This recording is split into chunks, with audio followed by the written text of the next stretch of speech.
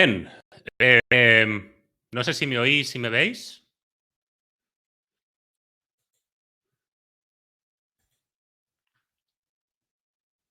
Em, en cualquier caso, estoy cargando la presentación, que la verdad es que he llegado un pelín más justo de lo que me habría gustado. No tengo, no tengo excusa. Y ya estoy cargando. ¿Me podéis confirmar que me oís, porfa? Alguien que me diga, sí, Pablo, se te oye y se te ve. Se oye y se ve bien. Vale, maravilloso. Muy bien, perfecto. Bueno, pues muchísimas gracias por estar aquí. La verdad es que al no poder escucharos ni poder veros es un poco extraño. La verdad es que creo que he llegado ahí 15 clavado. Os pido disculpas por ello. Os podría decir que quería dejaros los 5 minutos de cortesía, pero no es verdad. En cualquier caso, muchísimas gracias. Bueno, primero de todo, pues muchísimas gracias a Pau y a María que me han invitado para poder explicaros lo que os voy a explicar hoy, que es, bueno, para mí es súper interesante. La verdad es que lo descubrí hace unos meses. Si no, pues lógicamente no lo haría. Yo, para poneros un poco en contexto, me he dedicado siempre al B2B como emprendedor en 2 ocasiones y ahora pues como consultor de empresas en el desarrollo de su estrategia de marketing B2B, ¿no? Ya desde el año 2013 llevo en esto y de hecho trabajé en su día con Pau, he tenido el placer de hacerlo, gran profesional. Entonces, lo que os voy a plantear hoy es una estrategia totalmente distinta en la que en realidad lo que único que os voy a pedir es que reordenéis las cosas que ya sabéis. O sea, no hemos inventado la rueda, como ya veréis, no estamos explicando nada que no sepáis, pero lo que vamos a hacer es reorganizar ciertos conceptos para arrojar una estrategia, bueno, que yo considero nueva. En Europa no he encontrado a nadie que lo haga todavía, en Estados Unidos sí, y ya veréis cómo en realidad las cosas que os voy a intentar decir van a ser bastante sensatas, bastante razonables. ¿Vale? Entonces, ¿cuál es el contexto en el que nos movemos? Bueno, la razón de ser de todo esto es que la experiencia de compra hoy en día de los usuarios, tanto en el entorno B2B como en el entorno B2C, ha cambiado. Y ha cambiado desde el año 2015. Fijaros que, y poniendo un ejemplo, ahora cuando compramos en Amazon, por ejemplo, que doy por hecho que lo hacemos todos, y si no, pues enhorabuena por no contribuir a ese gigante. Fijaros que una de las cosas que hacemos es que cuando dudamos entre dos productos o un solo producto, lo primero que hacemos es ir a las valoraciones. Vemos cuántas estrellas tiene un producto y qué es lo que está diciendo la gente, cuántas valoraciones tiene y cuántas estrellas tiene. Y podemos tener exactamente dos productos iguales al lado, uno ser un poco más caro, pero por el hecho de tener una estrella más y más valoraciones, es muy probable que nos vayamos con el que es más caro. Y esto, que es una tontería, es el reduccionismo absoluto de lo que os voy a explicar hoy, nos está diciendo algo. Lo que nos está diciendo es que hoy en día, desde el año 2015, el consumidor descubre los productos y los servicios por sí solo. Autodescubre tus productos y tus servicios. Y eso lo cambia todo. Eso hace que probablemente, como estamos construyendo embudos de venta, ya no sea aplicable. Veréis que en algún momento me desvío de la presentación. No lo hago por nada, sencillamente porque me gusta ir explicando las cosas como entiendo que de forma natural han de suceder y no por el propio PowerPoint, pero si en algún momento queréis preguntar algo, hacerlo. Bueno, después de este pequeño paréntesis, como decía, el embudo de venta probablemente haya cambiado porque ha cambiado la forma de comprar. Desde el año 2009-2010 descubrimos el performance marketing. Antes del performance marketing, ¿qué teníamos? Pues probablemente el 90-95% de la inversión en publicidad se iba a los spots publicitarios en televisión. Y eran anuncios normalmente que eran de posicionamiento, no eran de performance, no eran de rendimientos. Es muy raro que tuvieras una lavadora de ropa por la televisión y dijeras, ostras, me voy al primer centro comercial que encuentro a comprarla, ¿no? Por supuesto que sucedía, pero lógicamente no era la regla general, no era ni siquiera el objetivo del anuncio. El anuncio lo único que quería era posicionarte. Año 2009-2010 entramos en el apogeo de las redes sociales, sobre todo a través de Facebook. Aquí podríamos incluir Google, aunque ya sabemos que no es una red social. Y lo que vemos es que nace el performance marketing gracias a dos ideas. Tres. Una, que podemos segmentar nuestro público de forma mucho más especializada que como lo haríamos en un spot publicitario. Antes podíamos segmentar por la franja horaria, el canal de televisión, el programa. Pero ahora directamente podemos decirle a la plataforma en la que estemos, oye, buscamos personas de 18 a 22 años que sean mujeres o hombres o los dos en tal zona, hasta por códigos postales, ¿no? Entonces podemos segmentar. Podemos incluso, vamos a decir, y dos, no tres, dos cosas. La segunda cosa sería que podemos decidir si queremos llevar a esa persona directamente a comprar, cosa que antes probablemente no se podía. Y estoy hablando muy en términos abstractos, ¿eh? O sea, ya entiendo que me diréis, no, pero Pablo, el e-commerce nació mucho antes, ya. Pero en términos generales, el segundo factor, o sea, el primero es la supersegmentación y el segundo sería el poder crear campañas de performance que lo que te hacen es poder llevar a ese cliente a la venta, ¿no? A la compra de ese producto o de ese servicio. ¿Qué es lo que pasa? Que desde entonces, hasta el año 2020, con la pandemia, el performance marketing ha crecido muchísimo. Nosotros es lo que hacíamos, performance marketing, pero ha crecido hasta tal punto y ha entrado tanto dinero en el ecosistema que hoy en día hacer que el performance marketing funcione es muy difícil. Hasta ahora había tan poca competencia que fuera cual fuera tu lifetime value, más o menos podías asumir cualquier tipo de coste de adquisición por cliente. Y aquí, si quieres, restamos los costes estructurales. Únicamente nos referiremos al coste publicitario, ¿no? Entonces, más o menos todo lo aguantaba. Pero desde el año 2020 ha entrado tanto dinero de la mano de Venture Capital, de startups y de empresas convencionales dentro de este sector, que los costes han subido lo suficiente como para que muchas empresas que tradicionalmente han estado invirtiendo millones de dólares, millones de euros en este sector, estén dejando de invertir en Facebook, están dejando de invertir en Google, pero de seco. Y están cayendo grandes negocios por culpa de eso, porque la competencia ha crecido muchísimo. Frente a esto, muchísimas marcas se están apoyando en el posicionamiento, en el reconocimiento de marca para que sus campañas de performance pues, pesen sobre las demás. Pero ni así nos encontramos ante una situación en la que estas marcas incluso no consiguen convertir. ¿Por qué? Porque están creando superembudos de venta que no responden a cómo el consumidor está comprando hoy en día. Hoy en día, el consumidor, como decía, está comprando en función de ese proceso de autodescubrimiento. El proceso de descubrimiento va desde low intent, baja intención de compra, a high intent, alta intención de compra. Hoy en día, sin embargo, lo que estamos intentando hacer es crear embudos súper complejos de compra a través de los cuales al cliente muchas veces lo que le estamos diciendo es, no me conoces de nada, pero cómprame. O sé que estás valorando comprar algo a mi competencia, pero cómprame a mí. Normalmente, muchas campañas con las que me estoy encontrando de mis clientes son campañas que están enfocadas al high intent. Es muy común decir, no, yo es que solamente hago Google Ads porque es lo que mejores resultados me da, es lo que más leads me da y no hago nada más. Una campaña de Google Search, listo, lo tengo. ¿Esto cómo casa con un funnel de alta intención de compra? ¿Te están subiendo los costes? Es muy probable que sí. A lo mejor no, ¿eh? O sea, hablamos siempre en términos generales.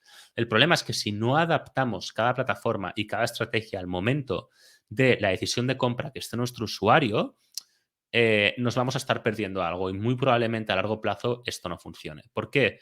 Porque no es lo mismo encontrar a alguien que acaba de identificar una necesidad que encontrar a alguien que ya ha identificado la necesidad, se ha informado sobre las soluciones y está en una fase muy última en la que únicamente está comprando. ¿Por qué? Porque esa persona tiene un 75% de posibilidades de acabar comprando con la empresa que la haya evangelizado, con la empresa que le haya transmitido toda la información que necesita para solucionar su problema. Un 75% de posibilidades, independientemente de que la propuesta y el precio, o sea, el valor y el precio de ese servicio o producto sea mejor o peor que el tuyo, únicamente por haber evangelizado. Entonces, es súper importante entender que si, por ejemplo, solamente haces Google Ads o una campaña de Instagram Ads o una campaña de LinkedIn Ads o una campaña de email marketing para coger esta gente que está en alta intención de compra y convertirla, es muy difícil que lo vayas a conseguir. O, aun consiguiéndolo, que sepas que tu competencia tiene un 75% más de posibilidades de convertir que tú. Es decir, tus métricas son mejorables. Y ojo, no quiero sonar arrogante, que probablemente este último statement lo ha sido.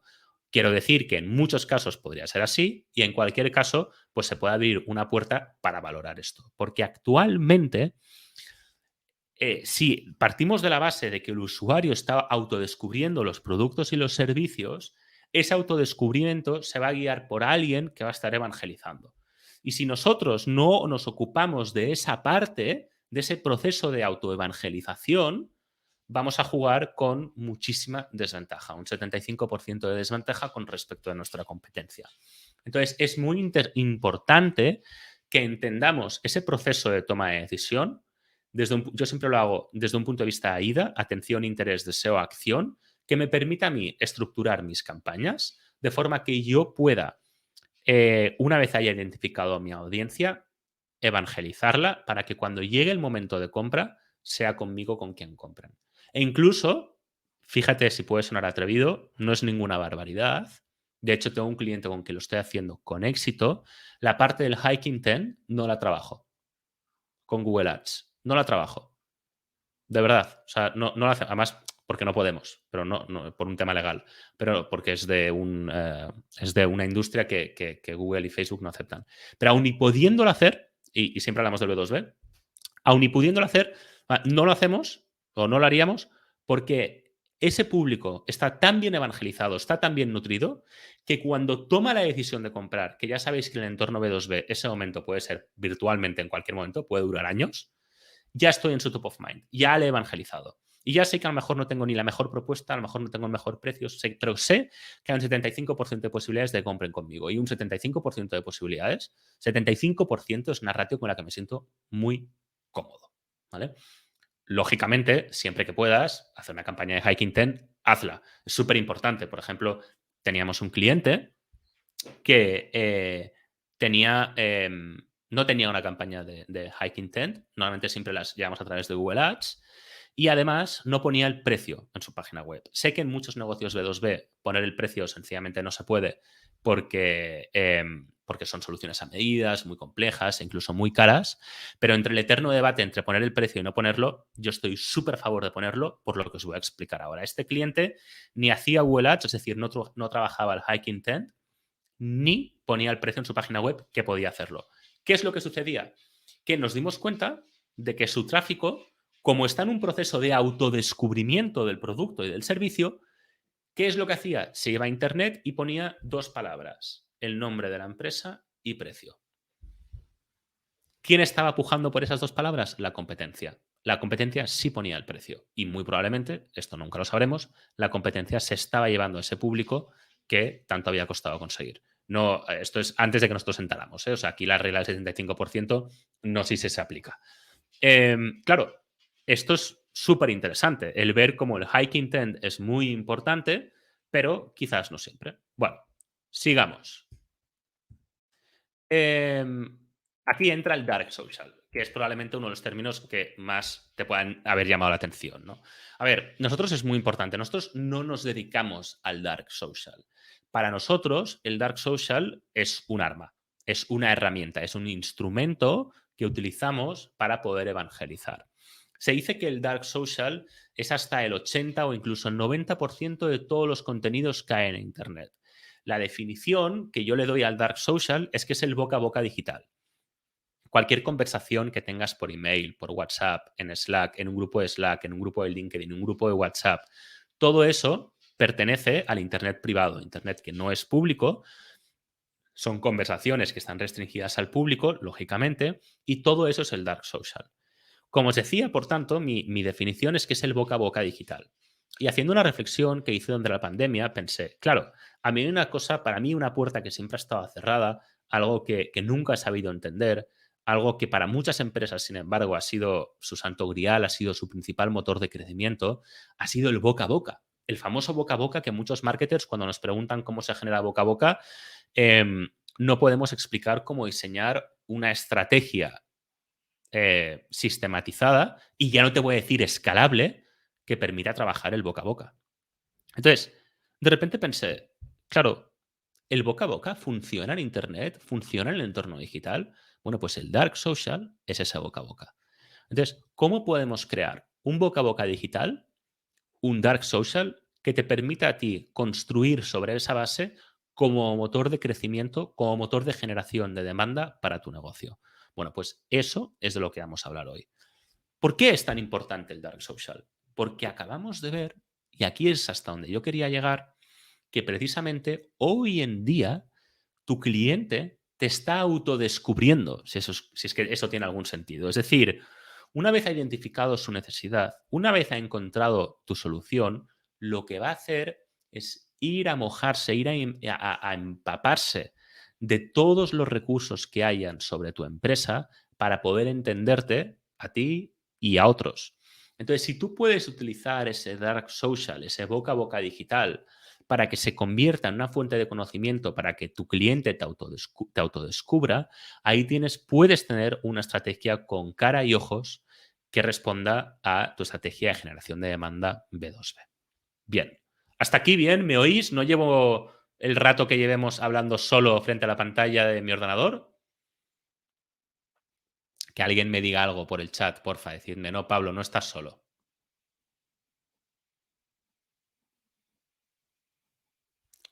Creo que estoy. Vale, Claudia. Ahí está y veo que María también me debe oír. Vale, muy bien, muy bien. Bueno, buenas tardes a todos, sí, sí. Vale, pues entonces sigo, ¿vale? Genial. Vamos a ver. Vale, ¿cómo creamos Dark Social? Bueno, pues lo importante cuando creamos Dark Social es trabajar el fondo y trabajar la forma. Es decir, ahora vamos a hablar sobre cómo crear contenidos que tú puedas utilizar como motor para crear Dark Social, motor de generación de demanda. ¿En qué se diferencian estos contenidos del inbound marketing? Pues lo vamos a ver, ¿vale? De una estrategia de blog, por ejemplo. Lo vamos a ver porque iba a decir no tiene nada que ver. Probablemente no tenga nada que ver.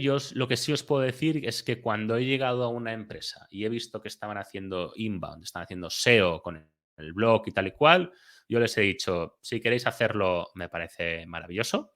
Si os funciona, me parece doblemente maravilloso. Yo no lo voy a incluir en mi estrategia. ¿Vale? O sea, hasta ese punto llegamos. Entonces, ¿en qué me baso? Como os decía, fondo y forma. En el fondo, vamos a intentar encontrar un equilibrio perfecto entre la necesidad y tu solución. La necesidad es aquello de lo que tu audiencia quiere hablar y la solución es aquello de lo que tú quieres hablar. Si en algún momento tú te desvías de ese equilibrio, estás cometiendo un error. Porque si solamente hablas de ti, a tu audiencia le da igual. Y si solamente hablas de lo que quiere hablar tu audiencia, no estarás hablando de tu solución. Os pongo ejemplos. Me sucede muchas veces que de repente me encuentro una página de LinkedIn de una empresa que lo único que dice es, oh, hemos conseguido 100 clientes el primer año, ya estamos facturando no sé cuántos cientos de millones, ahora tenemos ya de 50 trabajadores, hoy es el cumpleaños de Mariano, no sé qué. Bueno, esto no le interesa a nadie. O sea, de ahí no vas a sacar clientes. Está muy bien porque te estás posicionando, pero esto no le interesa a nadie. Y sobre la parte de hablar de lo que tu audiencia quiere hablar, claro, eso es muy fácil y probablemente consigas muchísimo engagement, pero a tu audiencia la vas a tener despistadísima. Ahora, por ejemplo, se está hablando mucho sobre Ucrania, que oye, me parece fatal, es una guerra, siempre mal, es genial. Y eso puede responder a la política de responsabilidad social corporativa de tu empresa. Perfecto, la apoyo 100%. Pero como ejemplo, como modelo de generación de demanda, no te va a funcionar. No vas a conseguir más clientes por hablar de Ucrania. Es decir, es muy ético, es muy responsable y me parece bien, ¿eh? Nunca diré que no a eso. Pero si solamente habláramos de cosas así, por ejemplo, imagínate que de repente, pues ahora algo que tiene mucho hype es Bitcoin. Imagínate que empiezas a hablar de Bitcoin, porque tu empresa es tecnológica. Vas a conseguir muchísimo engagement, vas a conseguir que la gente te haga caso. Pero si tu empresa es tecnológica, pero no hace nada con Bitcoin, no vas a conseguir nada. La gente te va a hacer caso, vas a conseguir que la gente te comparta y tengas likes y tengas comentarios, pero eso no te va a llevar a ninguna parte. Entonces, es muy importante que encuentres un equilibrio perfecto entre aquello de lo que quiere hablar tu público, la necesidad, y aquello de lo que tú quieres hablar, tu solución. Y en segundo lugar, es muy importante que... perdón, última cosa, para que no se me olvide, porque si no, luego no lo diré. ¿Por qué considero que en un blog esto hoy en día no se está haciendo? Porque muchísimas veces lo que estamos intentando hacer es trabajar con el blog como una estrategia para posicionarnos a nivel SEO y eso va a hacer que muchas veces no respetemos este equilibrio. Y en segundo lugar, porque lo vamos a intentar utilizar como hook, como lead magnet, que hoy en día considero que es una estrategia totalmente desfasada. Por lo que decía, nadie quiere meterse en una demo, nadie, bueno, eso ya es otro tema. Y en segundo lugar, la forma. Si queréis hablar más al respecto de esto, podemos hablar, ¿eh? Preguntáis por el chat y lo hacemos. Y en segundo lugar, la forma, que es otro motivo por el que no creo en la estrategia de blogs y todo esto. Hay que no solamente hablar aquello de lo que tu audiencia quiere hablar, y tú también, sino en el lugar en que tu audiencia quiera consumir tus contenidos. ¿Qué significa un directo a través de LinkedIn Live? Yo, por ejemplo, lo que estoy haciendo muchísimo es directos en LinkedIn Live, porque es una estrategia, es una herramienta súper potente para poder distribuir y empatizar con tu público. Y en segundo lugar, lo que estamos haciendo es grabar en audio todos. Es que lo estoy diciendo mal. O sea, el formato es. No lo hacemos escrito, lo hacemos siempre en vídeo, ¿vale? Que tenía que haber empezado por ahí. El formato siempre en vídeo. ¿Por qué? Porque la gente ya no lee más allá de un tweet de 140 caracteres. Ahora lo han ampliado. Entonces, siempre formato vídeo. Los algoritmos de Facebook, de Instagram, de LinkedIn, de todo el mundo, ahora mismo prioriza el vídeo sobre el audio, sobre las imágenes y sobre el texto. Entonces, hay que trabajar en vídeo. Y ya no solamente por el algoritmo, sino porque tu audiencia quiere vídeo. Punto número uno, que me estaba desviando. Y punto número dos, lo que estamos haciendo es colocamos esos contenidos en aquellos lugares en los que nuestra audiencia quiere consumir contenidos. ¿Dónde mi audiencia quiere consumir contenidos? En YouTube, entonces tengo que poner la grabación en YouTube. En Spotify, entonces tengo que poner el audio en Spotify, en Apple Podcast y en Amazon Music, porque a lo mejor, por ejemplo, yo hoy que he hecho un directo de mi empresa para traer clientes a mi empresa, he visto que tenía 55 confirmaciones, he tenido 18 personas que han venido al directo y el resto, lo sé porque me lo piden, lo van a ver en diferido. Y lo que me están pidiendo es, oye, pásame el podcast a Spotify, porque de camino al trabajo hoy lo escucharán. Y si no es hoy, será el sábado cuando salgan a correr. Pobres el tostón que les va a pegar mientras corran. No sé si van a conseguirlo, pero ya me entendéis. Pasando al perro, lo que sea. Porque hoy en día los contenidos se consumen así. Los contenidos no se consumen porque yo reciba una newsletter en mi email y entonces vaya a tu blog. ¿Has valorado en algún momento, si estás trabajando con alguna estrategia de blogs, cuál es el tráfico recurrente que tienes y cuál es el tiempo promedio que se pasa la gente en tu blog? Porque lo que vemos, si lo comparas con eso, no digo que las métricas sean malas. Estoy seguro que si lo estás haciendo súper bien, lo estás haciendo porque funciona, ¿eh? No, no lo pongo en duda. Lo que quiero decir es que si adaptamos la forma en que nosotros creamos contenidos a la forma en que nuestro público quiere consumirlos, es muy probable que esas métricas se puedan mejorar. ¿Cuál es el downside de todo esto? El downside de todo esto es que el análisis que podremos hacer de las métricas que generan esos contenidos va a ser muy oscuro. Va a ser muy oscuro porque estamos creando esos contenidos para que sean compartidos. Lo mejor que te puede pasar, por ejemplo, a mí es lo mejor que me puede pasar, es que uno de mis contenidos se comparta en el Slack, en el WhatsApp del equipo de marketing de una empresa, por ejemplo. Y yo eso no lo puedo medir.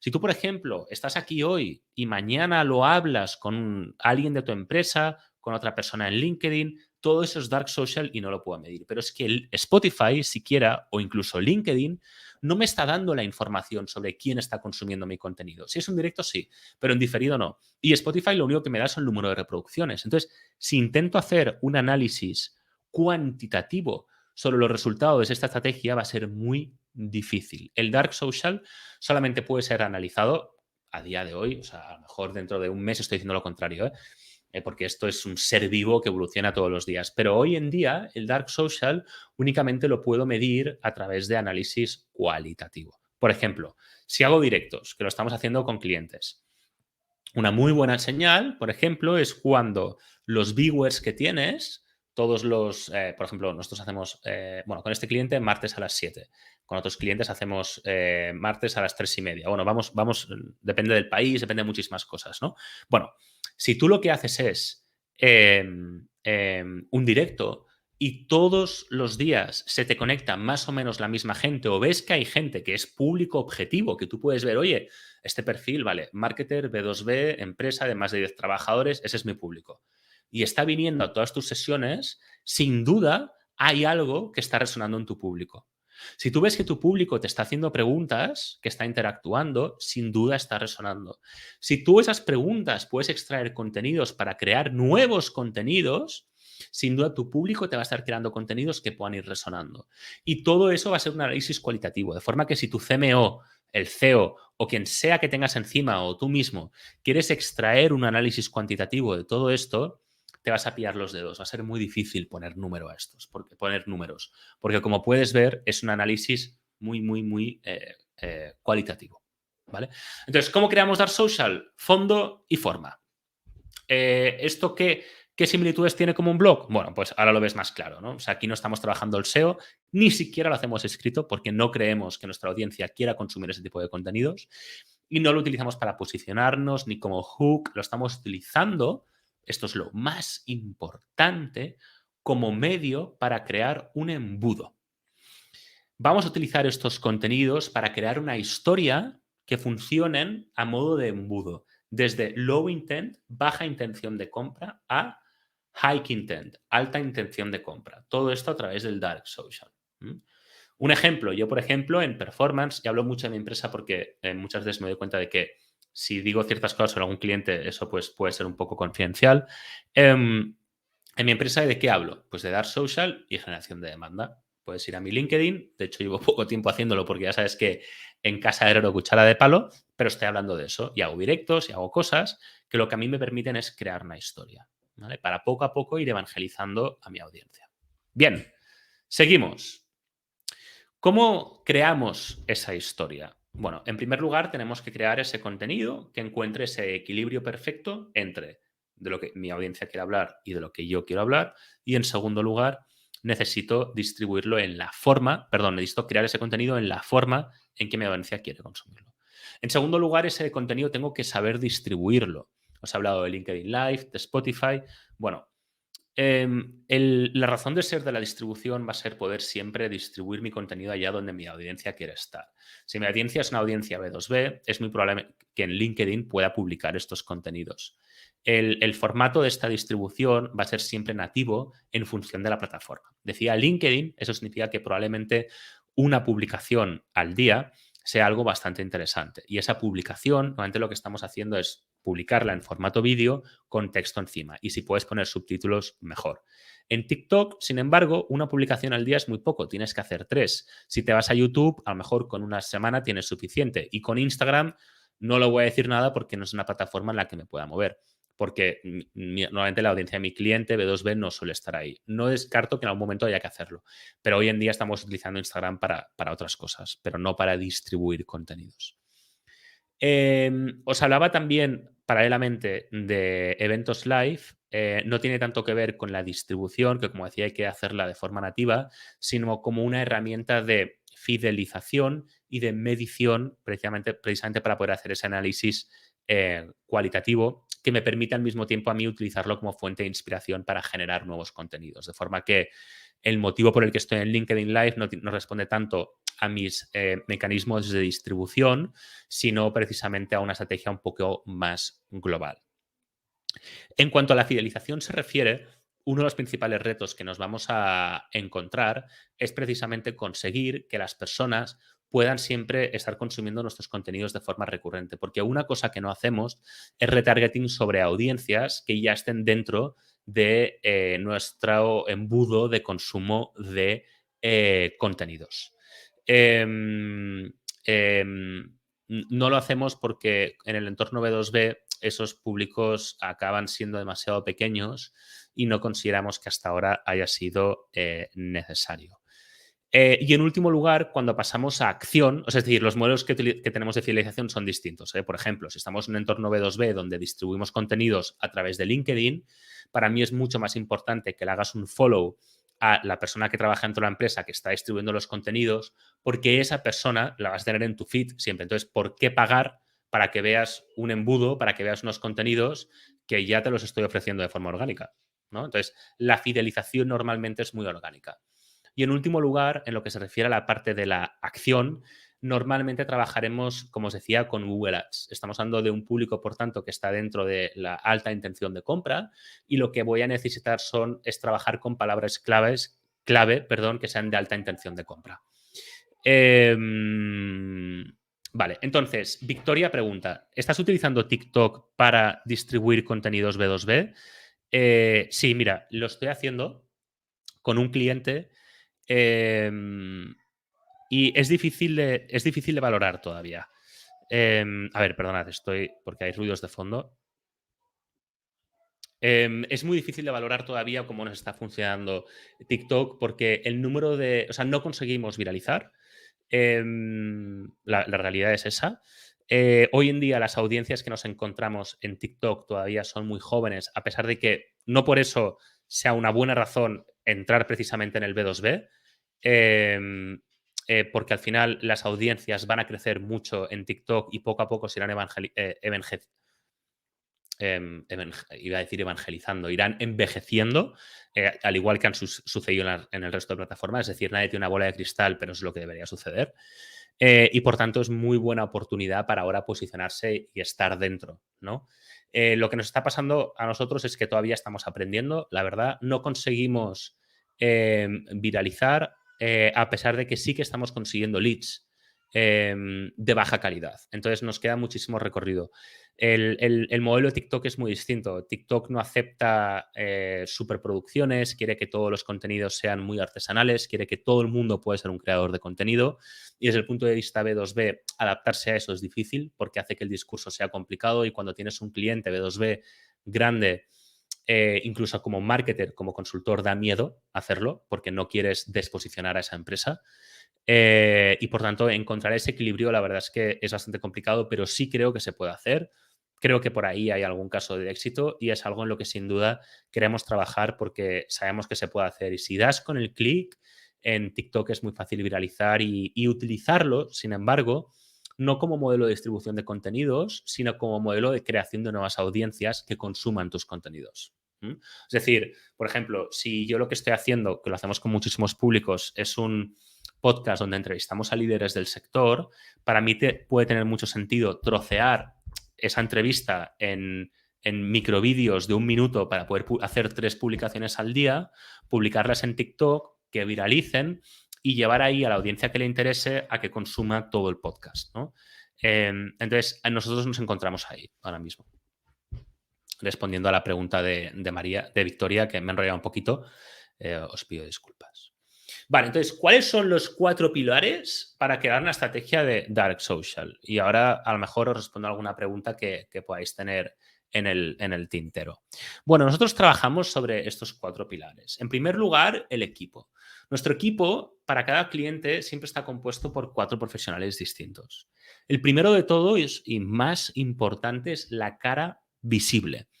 La cara visible es aquella persona que desde dentro de la empresa va a estar creando los contenidos. Uno de los principales stoppers que puedas tener creando los contenidos si eres un consultor externo es precisamente el no saber crear los contenidos de tu cliente, porque tu cliente es un cliente B2B, estará hablando de algo complejo, sea lo que sea, y por tanto hacer los contenidos por él va a ser muy difícil. ¿Qué es lo que hacemos por el contrario? Bueno, lo que hacemos es guiar en el desarrollo de los primeros contenidos a esa cara visible y luego dejamos que sea la propia audiencia la que nos guíe en cuanto a qué es de lo que quiere hablar, ¿no? Pero siempre la cara visible tiene que ser alguien de dentro de la empresa. Y si no puede ser alguien dentro de la empresa, nosotros lo que queremos hacer es contratar a alguien que sea experto en la materia, y este servicio lo vamos a empezar a ofrecer para aquellas empresas que lo necesiten, para que sea el Chief Evangelist Officer, que sea la persona que se dedique a evangelizar, porque sin duda tiene que ser alguien que conozca la materia, y hasta ahora siempre ha sido alguien de la empresa, pero si no, merece la pena contratarlo. Los contenidos se tienen que crear desde dentro y hay que guiar en el desarrollo de la estrategia para crear esos contenidos. ¿Mm? ¿Por qué tiene que ser una persona? Porque, hombre, nosotros ya hemos demostrado que cuando pones una cara visible, los resultados, el engagement se multiplica un 300%. Entonces, me da igual si es desde un LinkedIn personal como profesional. Prefiero que sea un LinkedIn profesional porque luego te da más información, te da más métricas. Entonces, desde el LinkedIn de la empresa, sencillamente pones una persona que ya la gente sabe que es la persona que dentro de esa empresa siempre habla. Y si no, personal, ¿no?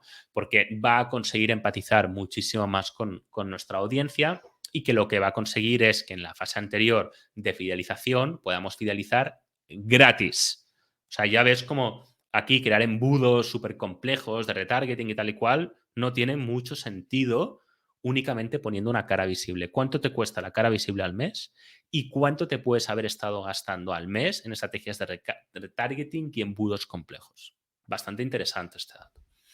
Segundo, el arquitecto. El arquitecto es el marketer.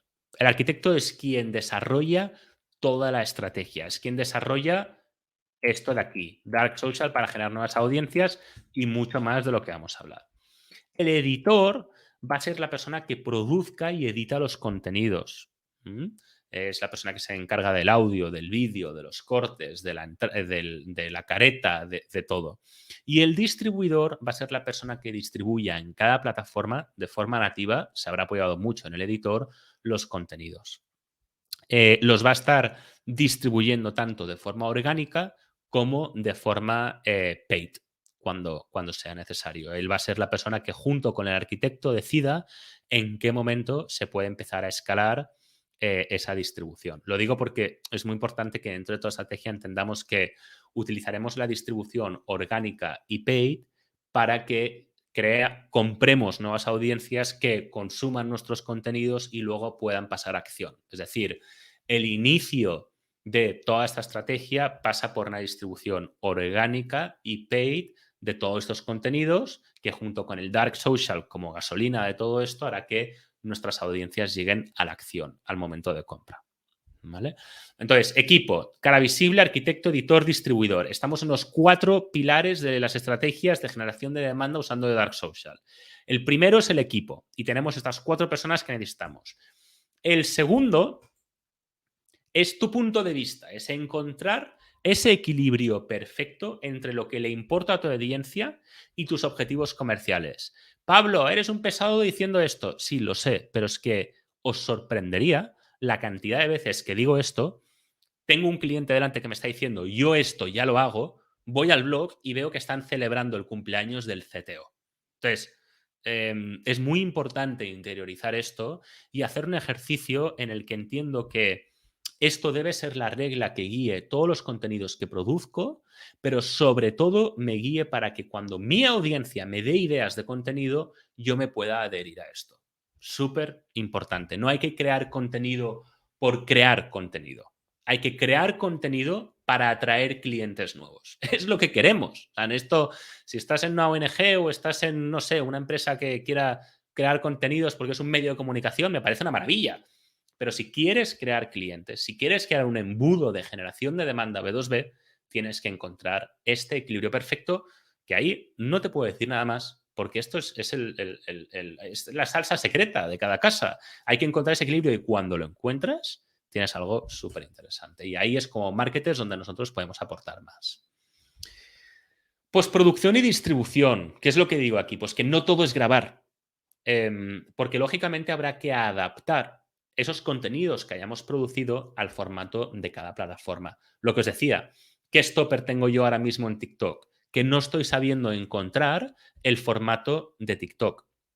En el caso de LinkedIn, por ejemplo, pues ahí me encuentro muy cómodo. Y en el caso de Instagram, la parte paid la llevo de maravilla, la parte orgánica no. ¿Por qué? Porque hay una parte de producción donde es súper importante saber adherirte a los estándares de cada plataforma, tanto del algoritmo como de tu audiencia.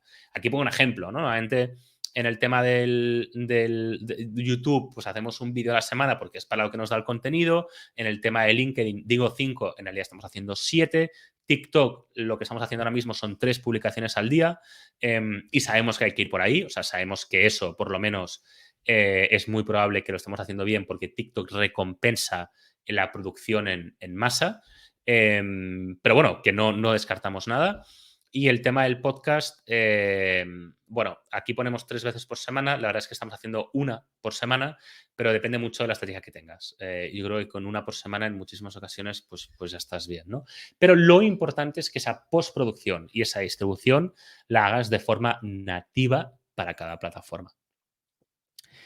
En último lugar, el cuarto pilar de las estrategias de Dark Social que estamos utilizando nosotros es cómo avanzaba el análisis. El análisis que en cualquier caso tiene que ser cualitativo. Si intentamos pasar a números todo esto que os acabo de explicar, va a ser muy difícil, porque para mí medir el impacto de un contenido que se está compartiendo en Slack, por ejemplo, es imposible. Incluso una de las conclusiones a las que hemos llegado últimamente es que ni siquiera utilizar métricas como el click-through rate o el número de likes nos sirve, porque nos estamos dando cuenta de que en el entorno B2B muchísimas veces te vas a enfrentar a dos cosas interesantes. Una es que estamos hablando de audiencias muy pequeñas y a lo mejor te encuentras en una situación en la que cuanto más cualificada esté tu audiencia, menos likes vas a recibir y menos clics, por supuesto. Y por tanto va a ser muy difícil traducir eso, pero sin embargo, mayor porcentaje de conversión de demanda a venta vas a conseguir. Entonces, si te guías únicamente por likes o click-through rate, realmente vas a llegar a conclusiones muy probablemente erróneas, o ese ha sido nuestro caso, probablemente. Y el segundo factor es que en un entorno B2B ese tipo de contenidos muchas veces no generan respuesta, sencillamente generan consumo. Y sobre todo cuando estás distribuyendo en plataformas como Spotify, donde la única métrica que tienes es el número de reproducciones, va a ser muy difícil llegar a ninguna conclusión cuantitativa. Por eso, una vez más, estamos utilizando LinkedIn Live, eventos en vivo, donde podamos interactuar con nuestra audiencia, podamos ver de media cuántos ratos está quedando la audiencia en ese live. Ahora, por ejemplo, pues John, que me despido, se ha tenido que ir, ¿no? Pues no pasa nada. Entonces, si vemos, por ejemplo, que ha habido una baja, una reducción del número de viewers totales, o sea, que han consumido todo el contenido, pero sin embargo por el chat te han dicho, no, es que lo veré en diferido, todas esas métricas tienes que valorarlas, por tanto, de forma cualitativa. Es muy difícil hacer un análisis cuantitativo. A través del live puedes llegar a conclusiones que probablemente sean mucho más precisas de lo que podrías encontrar en cualquier otro formato, ¿no? Entonces, el live lo hacemos también, unos motivos es por eso, por poder llegar a conclusiones de análisis cualitativo que sea un poco más preciso. Te da mucho contacto con la audiencia, pero es eso, es contacto. Muchas veces iba a decir es feeling, ¿no? No lo voy a decir porque queda muy de andar por casa. Esas conclusiones sí que es cierto que se pueden escribir sobre un papel, pero hacer un análisis cuantitativo va a ser muy difícil. Y es por eso, por lo que un modelo de atribución, por ejemplo, en estos casos no funciona. Porque va a ser muy difícil trazabilizar de dónde está viniendo tu tráfico. Tu tráfico a lo mejor viene de un grupo de Slack donde alguien ha publicado un contenido y quien te va a contactar al final es el decision maker, que es una persona que no sabes de dónde viene. Hay formas de evitar esto y de intentar controlarlo, pero eso es con lo que nos estamos encontrando. Piensa que nosotros en muchos casos ni siquiera trabajamos con formularios. O sea, nosotros no trabajamos con descárgate este ebook, descárgate este formulario, con bases de datos de emails, con llamadas en frío. Muchas veces ni siquiera ponemos el formulario de contacto en la home. O sea, lo que vamos a hacer es un email de info en una página de contacto y ya está. Y estamos contentos con eso. No es lo ideal, pero a lo mejor lo que hacemos es todo lo contrario, por ejemplo, un formulario hipercualificado donde te preguntamos dónde nos has conocido, cómo nos has conocido y qué es lo que te ha llevado a ponerte en contacto con nosotros, ¿no? ¿En qué momento has decidido ponerte en contacto con nosotros? O sea, otra cosa que nos dimos cuenta, si tú pones un desplegable donde nos has conocido por primera vez, Facebook, Google, TikTok, LinkedIn, a lo mejor por la UI que tengas, la gente siempre está clicando en la segunda respuesta. Y si tú cambias el orden de las respuestas, la gente seguirá clicando siempre en la segunda posición porque a nivel de UI es lo más cómodo. Entonces te das cuenta que eso no funciona. Nosotros lo que estamos haciendo en algunos casos en el formulario, ponemos una última pregunta, es decir, siempre nombre, apellido, empresa, puesto, teléfono y correo electrónico. Y en último lugar, tienes 30 caracteres como mínimo, pregunta obligatoria, para explicar ¿por qué has tomado la decisión de ponerte en contacto con nosotros? ¿Eh? O sea, ¿por qué nos podemos permitir hacer eso? Porque nuestro público tiene alta intención de compra, sabe perfectamente a lo que te dedicas. Lo sabe perfectamente. Te está contactando únicamente para que le mandes una propuesta escrita que la pueda compartir con su CMO, con su CTO, con su CEO, con SEA. O sea, no necesitas un super comercial. Entonces, te puedes permitir poner un formulario que pida cierta información porque esa persona la decisión prácticamente la tiene tomada. A lo mejor pida otras propuestas. ¿Y qué es lo que va a hacer? Google Search, campañas de Google Search de alta intención de compra de tu competencia, pedirá presupuestos para tener la garantía de que ha hecho bien su trabajo y poder quedar bien con el superior, pero al final el 75% de posibilidades las tienes tú. La decisión ya está tomada. Entonces, es de lo que va todo esto. No sé cómo he pasado de análisis a lo que os acabo de explicar. Pregunta Lina, ¿cómo se conoce el ROI de estas acciones? Vale. Hay dos escenarios en los que te puedes encontrar. Un escenario es aquel en el que tu inversión en marketing se va únicamente a esto y por tanto es muy difícil averiguarlo. Y en segundo lugar, yo me suelo encontrar en las dos situaciones. O sea, la primera situación en la que me encuentro es empresa B2B que por un motivo u otro le ha ido muy bien y lo que necesita ahora es sistematizar un modelo de generación de demanda. Y segundo caso, una empresa que tiene otras estrategias de generación de leads y de repente decide empezar a trabajar con nosotros porque dice, oye, suena bien, suena razonable, probemos, que es de lo que va esto del marketing, ¿no? Ahí es cuando todo se tuerce. Ahí es cuando todo se tuerce. Nuestro coste siempre es fijo, hay que decirlo, excepto por el coste de las campañas, si es que las hacemos, que tardamos en hacerlas. Pero calcular el ROI va a ser muy difícil y normalmente vamos a tener que utilizar métricas. Dice Marta que si se fue la señal. ¿Se ha ido la señal? O sea, ¿a mí me oís o es una cosa de Marta? A ver, nadie dice nada. Venga, Lina, estaba respondiendo a tu pregunta. A ver si te animas tú a decirme si me oyes o no me oyes. Bueno, entiendo que no me estáis oyendo porque no se fue. Gracias, Débora. Vale. Muy bien, pues como decía, normalmente aquí tenemos que llegar a conclusiones siempre muy casuísticas. Una de ellas es, por ejemplo, hacer que, como decía, eh, utilizar, por ejemplo, los siguientes modelos. Si estamos compitiendo contra otras estrategias de generación de ventas, vamos a decir, de los clientes, podemos hacer lo siguiente, por ejemplo, que solamente haya un formulario de contacto o que, habiendo varios formularios de contacto, se obligue siempre al cliente a explicar, a escribir cómo nos ha conocido. Porque en esos casos lo que vamos a forzar al cliente es a explicar si nos ha conocido a través de nuestra estrategia o los de la competencia. Vamos a intentar hablar con el equipo de ventas para que también intenta siempre hacer un poco de investigación al respecto. A veces hemos puesto un píxel que nos sirva a nosotros, pero tampoco me gusta. Otras veces, por ejemplo, para poder consumir los contenidos hemos puesto un formulario donde pedimos el correo electrónico, que eso no siempre funciona porque a veces te pueden dar el personal o te dan el de otra empresa o lo que sea. Es decir, al final nos encontramos ante situaciones cuando competimos contra otras estrategias en las que va a ser muy difícil medirlo y sobre todo además porque cuando hablamos del B2B donde el proceso de toma de decisión es tan largo, nos vamos a encontrar en que las audiencias que estamos creando hoy a lo mejor las convertimos dentro de 6, 12 meses. Entonces va a ser muy difícil hacer la atribución. Muchas veces lo hacemos únicamente comparando con respecto al año pasado cuál ha sido el incremento y dentro de ese incremento cuál es el que se puede atribuir precisamente a estos modelos de generación de demanda.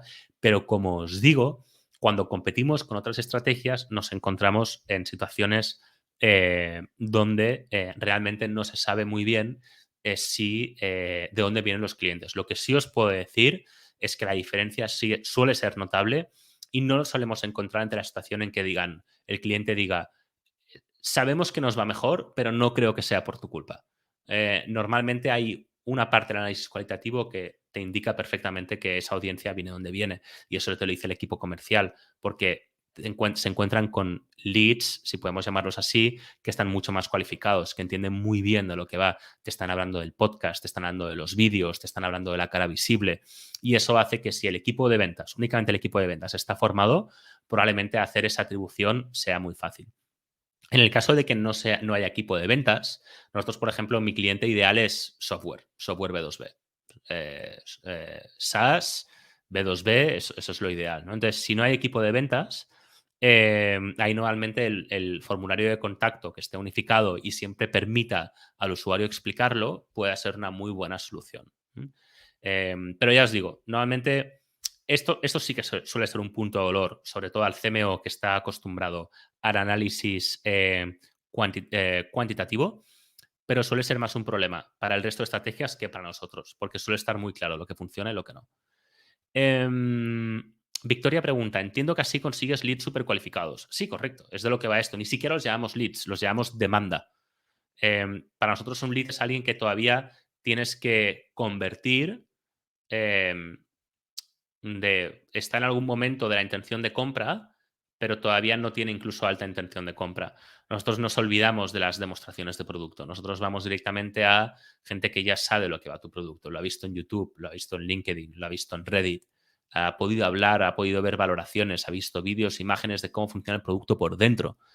Nadie quiere meterse en la demo hoy en día. O sea, ¿cuántas veces os encontráis con alguien que ha clicado en un anuncio de Google Display porque ha visto por primera vez tu solución y ha dicho, venga, me meto en una demo y te acaba contratando? O sea, por supuesto que es posible, hay empresas que viven de eso, pero en mi experiencia esas métricas van en declive y cada día eso responde menos a cómo hoy en día los consumidores están comprando y están descubriendo productos. Entonces, para mí lo interesante es dejar que el lead se autocualifique.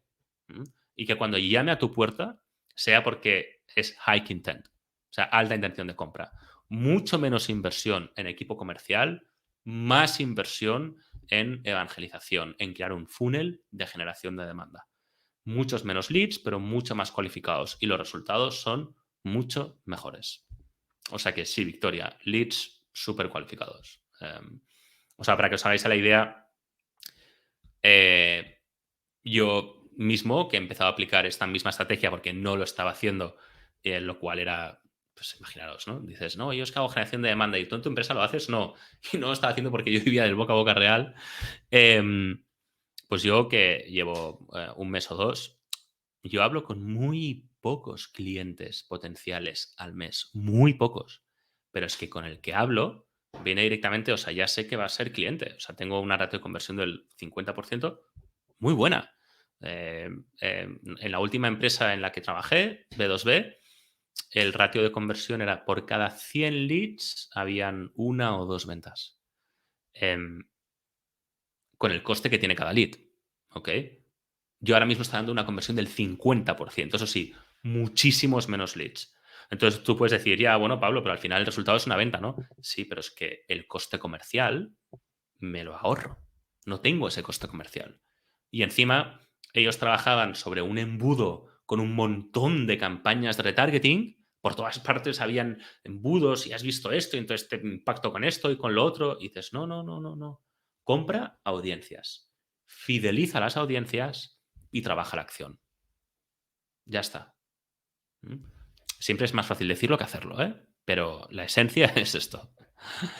Bien, con esto la verdad es que hemos terminado hasta aquí. La verdad es que no sé si me he extendido más o menos de lo que se esperaba. Hemos empezado a las 7:15 clavados, son las 20:09. Me gustaría abrir un turno de preguntas. No sé si queréis seguir haciendo preguntas, si no tenéis. No sé si os ha parecido interesante o no. Como ya os he dicho, no tenía pensado descubriros la rueda. Únicamente es un nuevo punto de vista, es mi punto de vista, es súper personal. Es lo que yo estoy haciendo, es lo que me está funcionando y, bueno, es compartir algo que yo entiendo que es más o menos novedoso con vosotros, que espero que os haya parecido por lo menos algo interesante. Es como lo hago yo, ¿eh? Sé que a veces hablo de forma muy categórica, pero vamos, que es solo un punto de vista y todos los días estoy aprendiendo, corrigiéndolo y cosas que decía hace 2 meses ya me corrijo a mí mismo y he dejado de hacerlas, ¿no? Pero en términos generales, lo que os he explicado, la verdad es que me está funcionando porque parto, lo más importante de eso es que, y eso es para mí lo que os quiero transmitir, es que a mi modo de ver, el modelo de toma de decisión de nuestros consumidores hoy en día ha cambiado, tanto en el entorno B2B como B2C, y tenemos que adaptar nuestras estrategias precisamente a eso. ¿Vale? Así que nada, muchísimas gracias por vuestro tiempo, gracias a Pau, gracias a María por haberme invitado, ha sido un placer estar aquí con vosotros.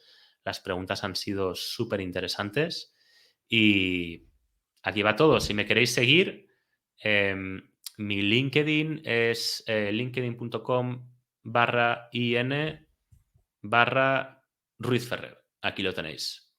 ¿Vale? Y ahí, pues, ya os digo, todos los martes a las 3:30 intento hacer un directo en el que hablo de esto. Y también en mi web, que es performancemedia.io, encontraréis acceso al podcast donde hablo única y exclusivamente sobre lo que os he compartido hoy, con información nueva, que espero que no sea demasiado redundante.